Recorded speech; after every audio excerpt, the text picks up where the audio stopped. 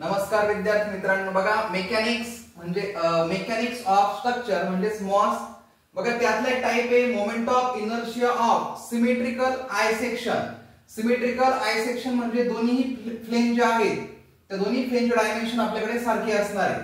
तर लक्षात घ्या, त्याच्यावरचा एक न्यूमरिकल असिमेट्रिकल आय सेक्शन. बघा आपण एक सिमेट्रिकल एक आय सेक्शन अगोदर काढून घ्या, नंतर आपण त्याला डायमेन्शन देऊ. बघा समजा आपल्याकडे अशा पद्धतीने एक सिमेट्रिकल आय सेक्शन आहे. बघा सिमेट्रिक मध्ये दाखवा, दोन्ही फ्लेंज थोड्या सारख्या प्रमाणात दाखवा. बघा इथे ओव्हरऑल तुम्हाला डेप्थ जी दिलेली आहे ती आहे 300 मिलीमीटर. बघा ओव्हरऑल डेप्थ लक्षात. त्यानंतर बघा त्याची फ्लेंजेस जे आहेत दोन फ्लेंज मला दाखवले त्या आहे 150 मिलीमीटर बाय 10 मिलीमीटर. बघा 150 मिलीमीटर आणि त्याची जी डेप्थ तुम्हाला दिली आहे ती आहे 10 मिलीमीटर.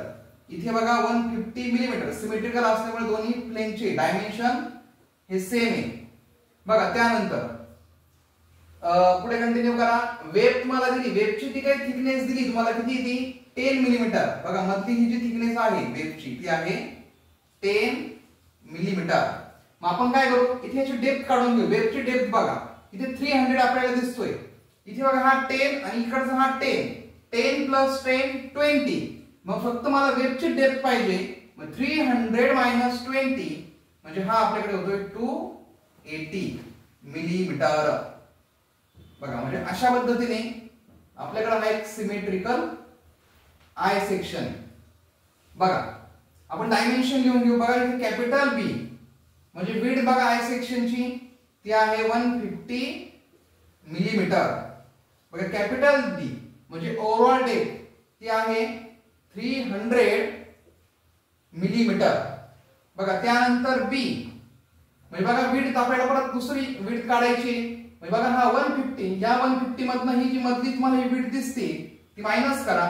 म्हणजे 150 मायनस 10 म्हणजे हा येते ही विड्थ जी आहे ती आहे 140 मिलीमीटर. आणि डी बघा वेबची जी काही डेप्थ आपल्याकडे आहे ती 280 मिलीमीटर. बघा अशा पद्धतीने आपण हे डायमेन्शन लिहून घेतले. बघा पुढे आय एक्स एक्स आपण फाइंड आउट करू, कारण इथे आपल्याला मोमेंट ऑफ इनर्शिया जो आहे तो सेंट्रोइड ऑफ ऍक्सिस त्यांचा आपल्याला दाखवायचा म्हणजे आय एक्स एक्स आणि आय वाय वाय. बघा फॉर्म्युला आपल्याकडे 1/12 कॉमन घ्या. इथे बघा बीडी क्यूब मायनस स्मॉल बीडी क्यूब. बघा फॉर्म्युला मध्ये व्हॅल्यू टाका 1/12. बघा इथे कॅपिटल बी 150 डी चा क्यूब म्हणजे 300 म्हणजे 150 into 300 cube. 150 into 300 cube minus बघा स्मॉल बी 140 इंटू डी क्यूब. बघा स्मॉल डी जो आपल्याकडे आहे 280 क्यूब. चला याचे कॅल्क्युलेशन करा. म्हणजे बघा इथे 150 into 300 cube minus 140 into 280 cube. बघा डिवाइड बाय 12. बघा अशा पद्धतीने आपल्याकडे जो आय एक्स एक्स म्हणजे एक्स ऍक्सिसचा जो मोमेंट ऑफ इनर्शिया जो आहे तो आहे 81.39 into 10⁻⁶ mm⁴.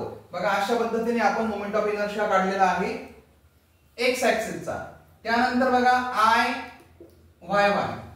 बघा याच्यामध्ये काय करायचंय, दोन फ्लेंज आपल्याला दिसतात. तुम्हाला लक्षात घ्या 2 into moment of inertia of flanges plus moment of inertia of wave. बघा एवढं आपल्याला कॅल्क्युलेशन करायचंय म्हणजे आपल्याला कोण निघेल आय वाय वाय. बघा इथे I Y Y is equal to 2 into तुम्ही म्हणा फ्लेंजेस साठी आपण 2 मल्टिपल का घेतले, कारण आपल्याकडे 2 फ्लेंजेस आहेत. बघा दोन फ्लेंज असल्यामुळे आपण फ्लेंजच्या कॅल्क्युलेशन साठी आपण 2 मल्टिपल अगोदर लावून घेतले. बघा y ऍक्सिस साठी आपण करतोय म्हणजे आपल्याला इथे फॉर्म्युला चेंज करावा लागणार आहे. म्हणजेच बीडी क्यूब न घेता आता डीबी क्यूब घ्यावा लागणार आहे. बघा फ्लेंजेस मध्ये डी जो आहे तो 10 आहे, म्हणजे लक्षात घ्या 2 इंटू इथे बघा डी 10 म्हणजे 10 इंटू 150 क्यूब डिवाइड बाय 12. बघा एवढं जे कॅल्क्युलेशन झालं आपल्याला फ्लेंजेसचं, म्हणजे 2 into moment of inertia of flanges आलं लक्षात. त्यानंतर बघा plus moment of inertia of wave. Moment of inertia of wave मध्ये बघा इथं आपल्याला कॅल्क्युलेशन पुन्हा करायचंय डीबी क्यूब.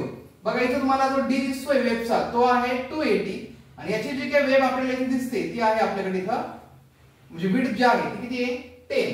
म्हणजे बघा डीबी क्यूब म्हणजे 280 इंटू त्याचा बी आहे 10 त्याचा क्यूब डिवाइड बाय 12. बघा अशा पद्धतीने आपण या फॉर्म्युल्यामध्ये व्हॅल्यू पुटअप केल्या, म्हणजे 2 into moment of inertia of flanges plus moment of inertia of wave. बघा त्यांचं कॅल्क्युलेशन अगोदर मधलं कॅल्क्युलेशन करून घ्या ब्रॅकेटचं. 10 into 150 cube divide by 12 into 2. बघा याचं कॅल्क्युलेशन 5.625 इंटू 10⁶ प्लस इथे लक्षात घ्या 280 इंटू 10 क्यूब डिवाइड बाय 12.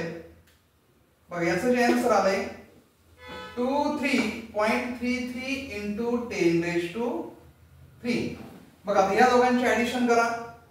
बघा इथे 5.625 इंटू 10⁶ प्लस 23.33 इंटू 10⁵. बघा अशा पद्धतीने याचा आन्सर जे फायनल आन्सर निघतोय 5.65 इंटू 10⁶ mm⁴. बघा म्हणजे अशा पद्धतीने आपण Ixx आणि त्यानंतर इथे Iyy हे आन्सर आपण काढलेला आहे. बघा सिमेट्रिकल वरती, सिमेट्रिकल आय सेक्शन वरती कोणतंही सम आलं तर ह्याच मेथड तुम्हाला प्रॉपरली प्रिपेअर करायचे आहे आणि त्यानुसार तुम्हाला इथे काम करायचं आहे.